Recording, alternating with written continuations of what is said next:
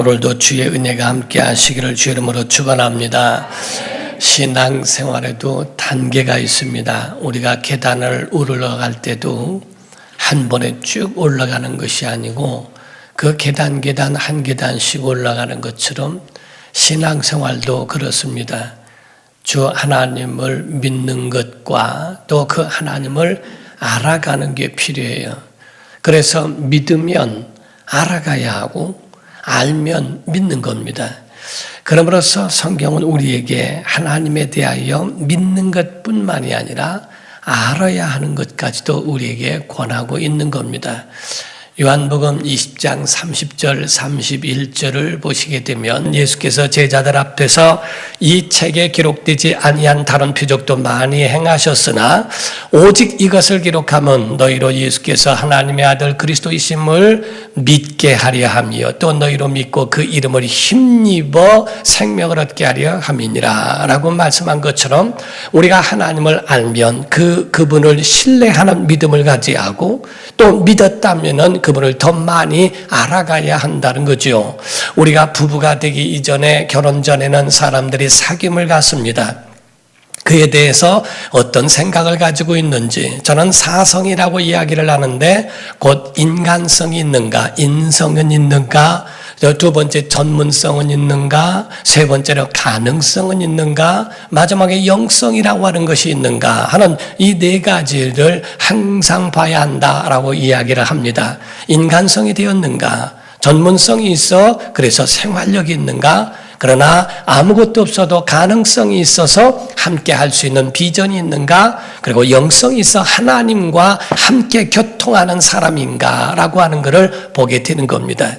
이와 같이 결혼 전에 둘이 만나면 그 가운데 사귐을 갖는 동안에 확신이 생길 때까지 사귐을 갖게 되죠. 세상 사람들처럼 그냥 이상한 그런 음란한 것으로 가라는 이야기가 아니고 모두가 비전이 맞는지 삶이 맞는지 우리의 마음이 맞춰져 가면서 살아가는지에 대한 부분을 어느 정도 갖게 하고 그 다음에 결단이 섰으면 결혼에까지 들어가게 됩니다. 그런데 많은 사람들은 결혼한 다음에는 같이 노력하지 않는 데 문제가 있다는 거예요.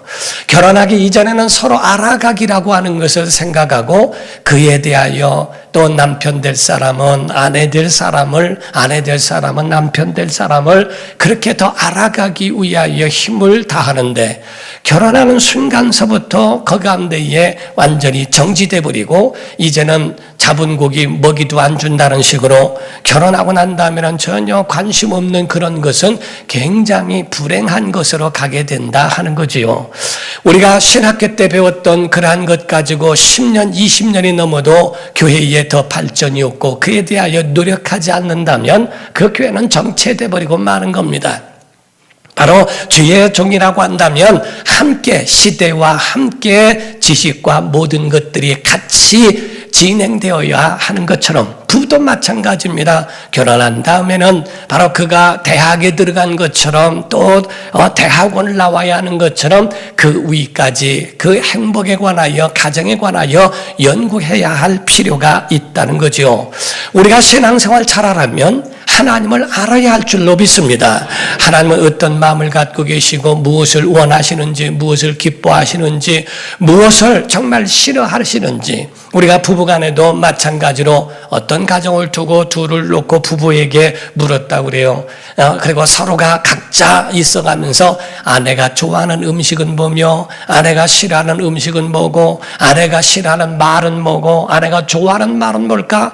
언제 가장 행복해하며 언제 가장 슬퍼하는가? 어떤 말에 상처를 받고 어떤 말에 행복해하는가에 대하여 서로가 쓰라고 하는데 정말 10사람이면 몇 사람 안 되리만큼 정말 그 가운데에 자기 아내와 남편을 그렇게 모르더라는 거죠. 왜냐하면 살아오면서 그와 같이 연구하지 아니하고 함께 그거를 맞춰가려고 하는 노력이 없기 때문이라고 이야기를 합니다. 저는 결혼 줄에 설 때마다 항상 하는 말이 다 정원입니다. 정원인데 그 정원을 잘 가꾸면은 아름답지만은 가꾸지 않으면 정글이 된다고 하는 것처럼 이것은 모든 가정뿐만 아니라 교회도 마찬가지고 자기 자신에 대한 삶도 마찬가지입니다. 만약에 자기 자신을 가꾸지 않으면, 자기 자신을 관리하지 않으면 명품이 아니라 폐품되어지고 쓰레기가 된다는 거지요. 자기 자신은 죽을 때까지 자기 자신을 관리하고 지켜나가야 하는 것처럼 신앙도 마찬가지예요. 하나님에 대해서 알고 있는가, 하나님의 성품이 어떠한지, 하나님의 마음이 어떠한지를 우리는 예수 믿으면서 정지되는 것이 아니라 계속적으로 알아가야 한다 하는 겁니다. 사랑하는 성도 여러분, 하나님과 방향을 함께하기를 주 이름으로 축원합니다. 속도보다 방향이 더 우선이고 중요한 것처럼 하나님은 어떤 분인가에 대하여 점점 더 신앙생활이 깊어가면서 더 알아가야 한다는 거지요. 어느 집에 딸이 5이 있다고 그래요. 5의 이름은 미자, 애자, 숙자, 유자, 말자 이렇게 5명의 딸들이 있다고 그럽니다. 다 끝에가 자자 돌림이기 때문에 그래서 딸들이 다 있어요. 아버지가 딸을 부릅니다. 자야. 그러면은 큰 딸이 와요. 어쩌고 저쩌고 아니요. 가라. 자야. 그러니까 막내가 옵니다. 또 너도 아니요. 가라. 자야. 그러니까 또 셋째가 오고 옆에 있었던 분이 너무 신기하더라는 거예요. 어떻게 자야라고만 하는데 다 대답을 하지 않고 거기에 맞춰서만 거기서 응답을 하고 오느냐는 거죠. 그래서 물었더니 억양이 틀리대요. 억양이. 그래서 아마 미자할 때는 자야 이렇게 하고 말자할 때는 자야 이렇게 하는 줄 몰라도 그 가운데 어떻게 사람들이 그 하나하나가 다 5명의 자녀들이 그렇게 듣고 올 수 있을까라고 하는 것이 신기하더라 하는 얘기를 합니다. 하나님의 음성 가운데도 마찬가지로 우리에게 어떤 말씀을 하시는가 그에 대하여 우리가 하나님을 알 필요가 있어요. 하나님은 어떤 분입니까? 창조하신 분. 하나님은 어떤 분이십니까? 구원하신 분.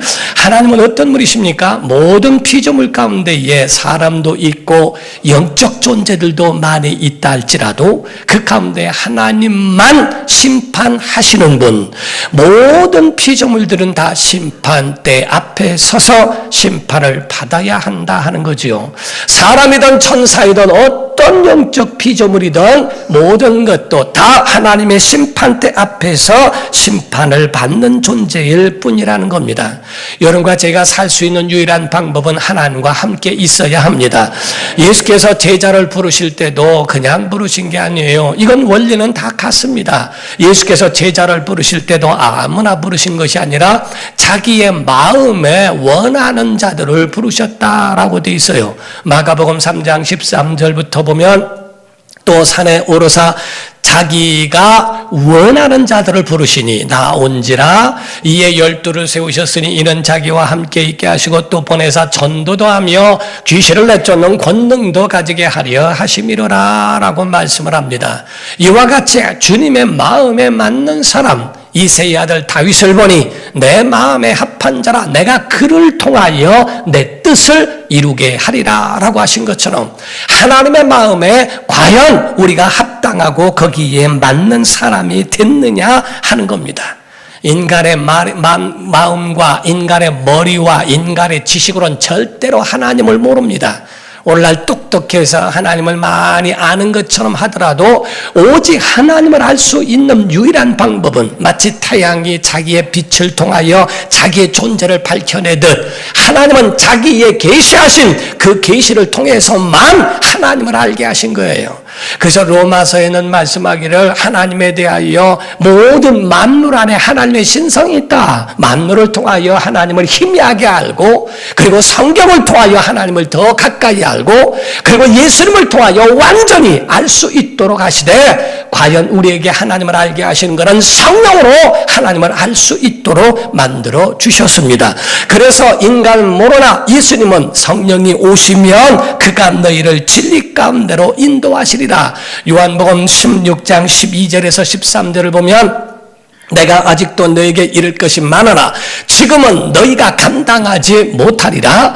그러나 진리의 성령이 오시면 그가 너희를 모든 진리 가운데로 인도하시리니 그가 스스로 말하지 않고 오직 들은 것을 말하며 장래일을 너희에게 알리시리라 라고 말씀을 했죠. 곧 바로 지금은 너희가 감당 못한다. 지금 이것이 방향에 맞는지 틀리는지 모르지만 진리의 성령이 오시면 너희를 진리 가운데로 인도해 주시고 너를 이끌어 주신다고 말씀을 하십니다.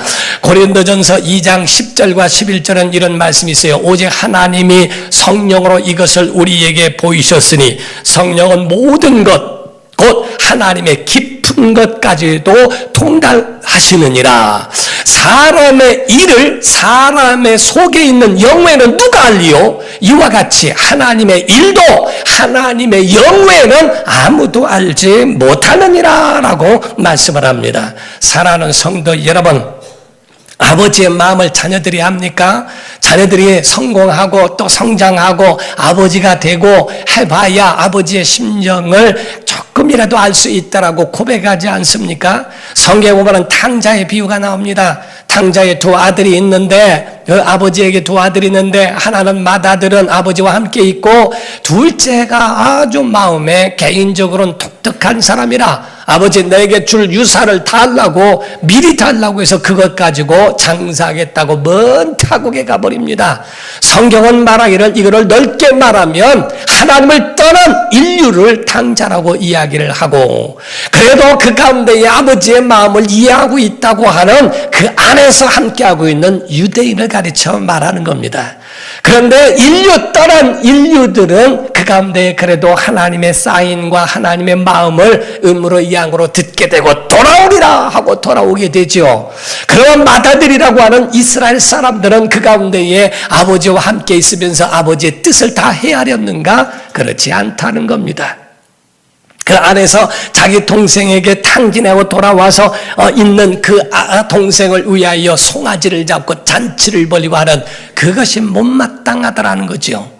어떻게 보면 오늘날 교회로 비유할 수 있는데 교회 밖에 있는 사람들이 예수 그리스도 안에서 들어와 정말 들었을 때는 세상 인간 말종으로 살고 인간 자기가 원한 대로 다 살고 죄란 죄는 다 짓다가 이제 와서 구원받겠다고 돌아오는가? 라고 하는 거기에 대하여 속상할 수도 있고 마음 상해할 수도 있죠. 어찌 보면 그러한 것이 탕자와 같고 교회 안에 있으면서도 아버지의 마음을 모르면 불효자식과도 뭐가 다르냐 하는 겁니다.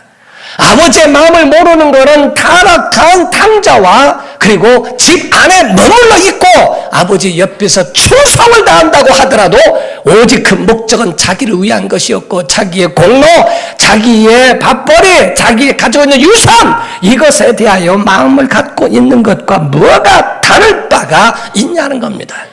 부부가 한 방향을 향하여 가야 되는 것처럼 신앙생활도 주님과 함께 그 방향을 향하여 같이 가야 한다 하는 거예요.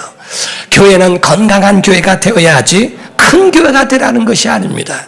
저는 어떤 작은 교회에 대하여 글을 쓴 거를 봤는데 아주 마음이 뭉클했어요. 우리 교회는 작은 교회입니다 라고 하는 글이었습니다. 우리 교회는 작은 교회입니다. 작은 교회라고 해서 미자리 교회라는 뜻은 아닙니다. 작은 교회라고 해서 비참한 교회라는 말이 아닙니다. 우리는 작은 교회이지만은 건강하며 작은 교회이지만 아주 철저하게 하나님을 섬기는 믿음으로 건강합니다. 정말 거기에 대하여 큰 교회라고 해서 다 건강한 건 아닙니다. 작다고 해서 다 비루먹은 것처럼 다 허접한 것도 아닙니다. 작은 교회도 정말 건강하게 성장하고 하나님을 향하여 가고 있는 믿음의 사람도 얼마든지 그 안에 있더라는 거죠. 여러분과 저는 오늘도 주의 음성을 듣고 메시지를 통하여 여러분의 영혼에 깨닫는 은혜가 있기를 주 이름으로 축원합니다. 성경 모든 것에서는 하나님의 음성이 들어있고 메시지가 들어있는데 이 요나서는 굉장히 인간과 하나님에 대한 그거를 잘 표현하고 있는 것과 같습니다. 예수님께서도 요나의 표적밖에는 내가 보일 것이 없다라고 하셔서 그 말씀이 실제요 사실 있었던 부분이라고 하는 것을 확인시켜 주신 것처럼 이 요나라고 하는 사람이 물고기 뱃속에 들어가서 3일 동안 있었던 그 일도 사실이라고 하는 것을 볼 수 있다는 거죠. 왜? 하나님은 하실 수 있기 때문입니다. 이 요나라고 하는 사람은 하나님을 알았던 사람 중에 하나입니다. 나는 하나님을 압니다. 하나님에 대하여 하나님 어떤 분이신 줄을 알고 있습니다. 라고 그렇게 자부했던 사람이요. 하나님은 죄를 미워하는 분입니다. 자, 죄를 뭐해요? 미워하죠. 두 번째, 죄인은 심판하십니다. 자, 죄인은 뭐하세요? 심판하십니다. 그리고 하나님은 사람이 많으시기 때문에 회개하면 용서하십니다. 자, 하나님 뭐하세요? 용서하신다는 거예요. 이거를 알고 있다는 거죠. 그래서 이 요나는 세 번째 이것 때문에 니느웨로 가기를 거절하고 다시스로 가는 그런 배를 타게 된 것이 바로 이 세 번째 이유 때문입니다. 만약에 그들이 회개하려 치면은 자기가 말한 말이 헛것이 되어버리고 유황불이 떨어져 심판받는 것이 아니라 그들에게 아무런 일도 일어나지 않으면 내가 거짓말이 될까 봐. 하나님은 사랑이 있으셔서 용서하신 거지만은 자기 자존심은 그렇지 않더라 하는 거지요. 이는 요나는 한 가지 잃어버린 게 있어요.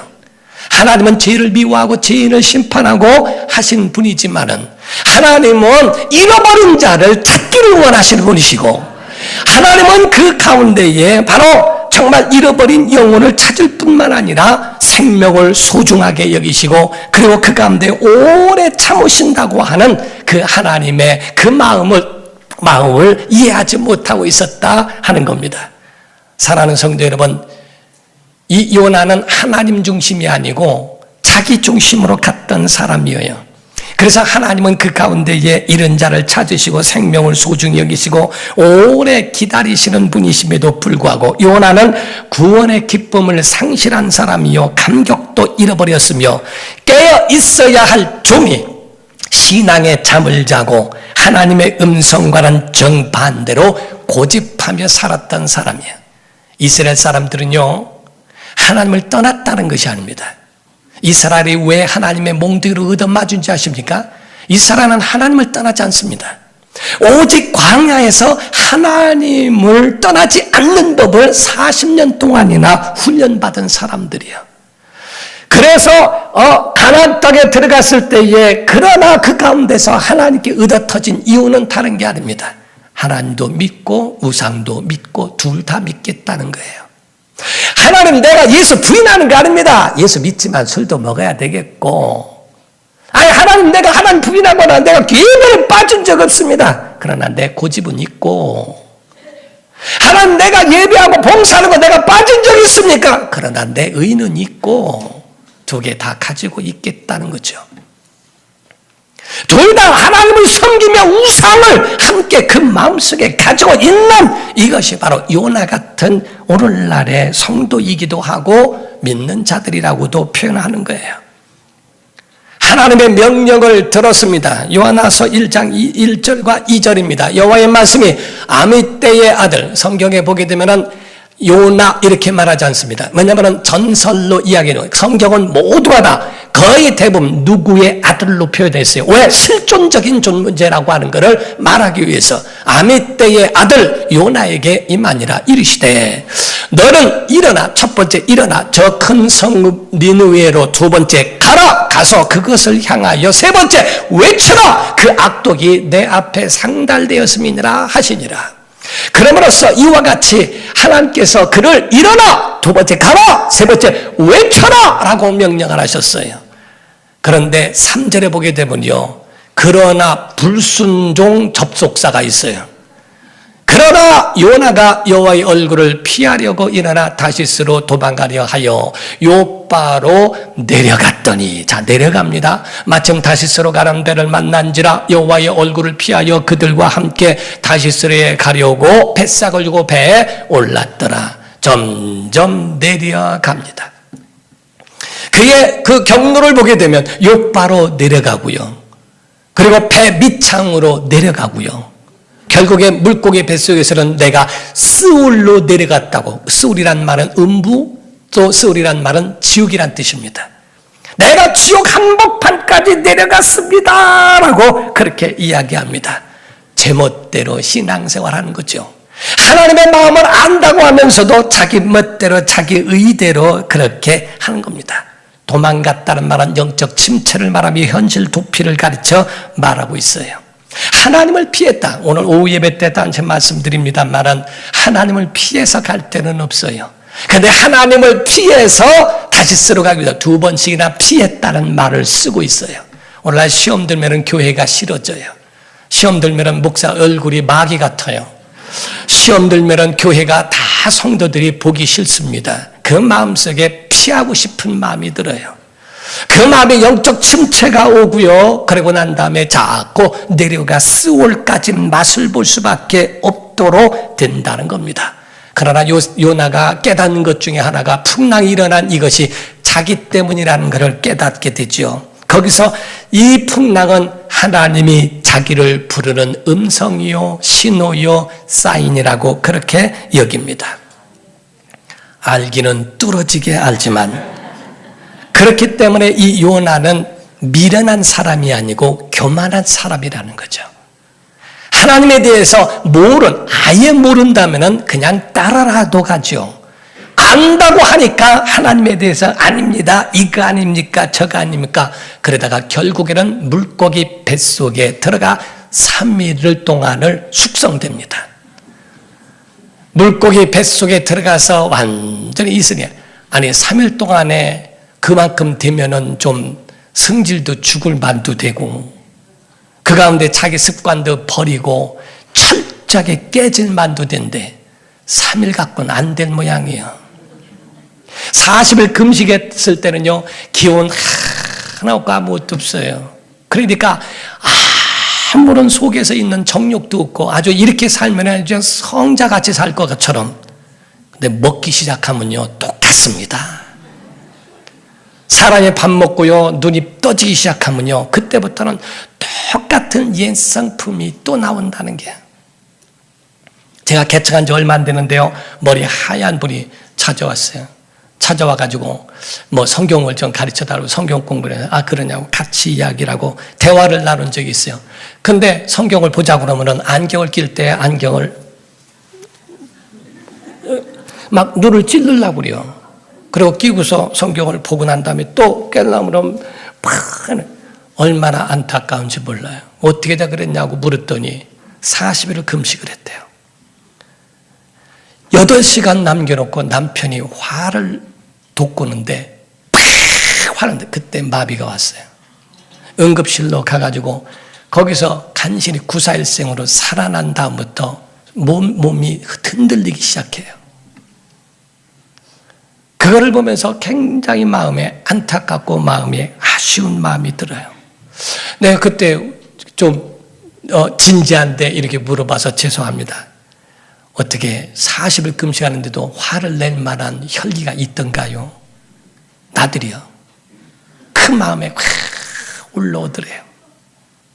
그 가운데에 정말 우리 인간이라고 하는 것은 3일 동안에 물고기 뱃속에 들어가도 녹지도 않고 40일 금식하더라도 그거를 버릴 거를 버리지 못하는 이거는 정말 구제불능이라고 할 만큼 그렇게 해버린다는 거죠.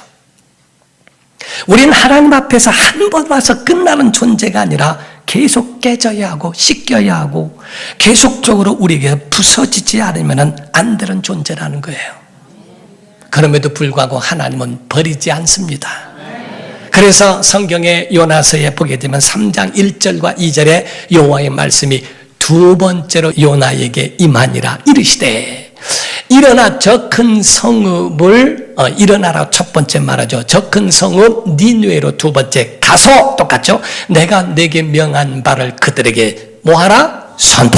선포하라 하신지라. 여러분 정말 우리는요 주님의 명령이라고 믿고요 항상 기뻐해야 됩니다. 기도해야 됩니다. 감사해야 됩니다. 정말 자기 자신을 향하여 축복을 선포하기를 주의 이름으로 축원합니다. 자기 영혼을 축복할 수 있고 선포하라는 거예요. 듣든지 말든지 인정을 하든 안 하든 상관하지 마라. 가서 선포하라. 하나님의 심판도 있을 것처럼 정말 있다고 하는 것을 그들에게 알려줘라. 우리 영혼도 마찬가지고 하나님이 아니고는 절대로 살 수 없는 우리 자기 자신이라고 하는 것을 선포하는 것이 얼마나 중요한가. 사람들은 자기의 고집 가지고 살려고 합니다. 자기의 의만 가지고 살아가려고 노력합니다. 그러나 그것으로는 다 실패해요. 성경의 어느 역사를 보더라도 사람을 통하여 하셨지만은 하나님만이 행하신 거예요. 그래서 신비한 역사는 하나님이 하신 겁니다. 신기하게도요, 모든 성이 회개하기 시작했어요. 하나님의 감동을 받으시고 그들을 살려주셨습니다.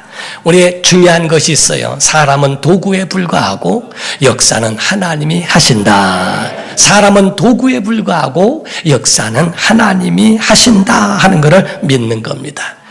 그때에 하나님은 그들을 살리시며 감동을 받으시고 그들을 살리시기로 작정하셨는데 요나는 싫어합니다. 요나는 싫어합니다. 4장 1절에서 2절을 보면 요나가 매우 싫어하고, 얼마나 싫어했으면 매우 싫어하고 하나님 앞에 성까지 있는 사람이요. 여호와께 기도하여 이르되 여호와여, 내가 고국에 있을 때 이러할 거라고 말을 했지 않습니까? 이런 말입니다. 이러하겠다고 말씀하지 아니하였나이까? 그러므로 내가 빨리 다시스로 도망하여 싸우니 주께서는 은혜로우시며 자비로우시며 노하기를 더디하시며 이내가 그 시사 뜻을 돌이켜 재앙을 내리지 아니하시는 하나님이신 줄을 내가 알았기 때문에 안 간다고 했다니까요. 하고 하나님 앞에 아주 고의적으로 들이대고 도전하고 이렇게 성까지 냅니다. 5절에서 7절을 보게 되면요, 요나가 성읍에서 나가서 그 성읍 동쪽에 앉아 거기서 자기를 위하여 초막을 짓고 그 성읍에 무슨 일이 일어나는가를 보려고 그 그늘 아래에 앉았더라. 이제 하나님의 역사를 일으키세요. 하나님 여호와께서 박농쿨을 예비하사 요나를 가리게 하셨으니 이는 그의 머리를 위하여 그늘이 지게 하며 그의 괴로움을 면하게 하려 하심이었더라. 요나가 박농쿨로 말미암아 크게 기뻐하였더니 하나님이 벌레를 예비하사 이튿날 새벽에 그 박농쿨을 갉아먹게 하심에 시들어버렸어요. 그러니까 당장에 또 원망하는 겁니다. 처음에는 박농쿨 때문에 좋아하다가 그게 사라지니까 또 원망하고 화를 내고 하는 그 모습을 보게 됩니다. 사랑하는 성도 여러분, 우린 여기서 이것을 아셔야 돼요. 하나님의 마음이 뭔가? 하나님의 마음이 본문인데 본문의 10절과 11절 여호와께서 이르시되 내가 수고도 아니하였고 재배도 아니하였고 하룻밤에 났다가 하룻밤에 말라버린 이 박농쿨을 아꼈거든. 하물며 이 큰 성읍 니느웨에는 좌우를 분별하지 못하는 자가 12만여 명이요 가축도 많이 있나니 내가 어찌 아끼지 아니하겠느냐 하시니라. 요나의 기쁨은 뭐였는가? 하나님의 기쁨은 뭐였는가? 요나가 하나님의 종이라면 하나님과 마음을 같이 하고 뭐에 기쁨을 두고 뭐에 감사를 두어야 할까 하는 겁니다. 그런데 6절에 보니까 아주 정확히 나와요. 하나님 여호와께서 박농쿨을 예비하사 요나를 가리게 하셨으니 이는 그의 머리를 위하여 그늘이 지게 하며 그의 괴로움을 면하게 하려 하심이었더라. 요나가 박농쿨로 말미암아 기뻐도 그냥 기뻐가 아니요 크게 기뻐하니 아주 기쁨이 아주 터져버렸어요. 그냥 얼마나 크게 박농쿨 하나 때문에 그냥 크게 기뻐하더니 없어지니까 당장의 원망으로 돌아가고 난리라. 그 원망하는 모습으로 가는 거예요. 여러분 뭐로 기뻐합니까? 어떤 분에게 물었더니 뭐가 기쁘냐? 행복하냐 그랬더니 고기 먹을 때. 당신은 언제가 제일 기쁘고 행복합니까? 라고 물었더니 선물 받을 때. 그럼 당신은 뭔가? 또 물었더니 어떤 사람은 말하기를 음식 잘 먹고 분위기 좋은 커피숍에서 커피 마실 때. 근데 난 한 사람, 특이한 사람 봤어요. 당신은 언제 가장 행복합니까? 되게 남편이 속을 쓰긴대요. 그런데 한 가지 장점은 돈을 많이 벌어온대요. 남편이 월급날 돈 가져오면 그걸 화장실 가서 셀 때 이렇게 얘기해요. 진짜 그렇게 얘기하는 사람 봤어요. 화장실 가서 그 돈 셀 때가 제일 행복하대요. 여러분 그건 다 뭐냐? 박농쿨에 지나지 않다는 거예요. 하나님의 마음은요 회개하고 돌아올 때, 예배할 때, 찬양할 때, 하나님의 이름을 높일 때 하나님은 제일 기뻐하신다는 거거든요. 예배를 하더라도 우리만 먹지 마세요. 하나님 앞에 영광 돌리기를 주 이름으로 축원합니다. 예배는 하나님께 올려드리는 것이고 하나님을 기쁘시게 해야 할 줄로 믿습니다.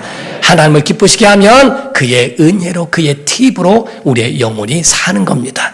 여러분 평생에 아버지의 마음이 우리의 마음인 줄 깨달아 알고 주 안에서 살아가는 성도가 되기를 주 이름으로 축원합니다.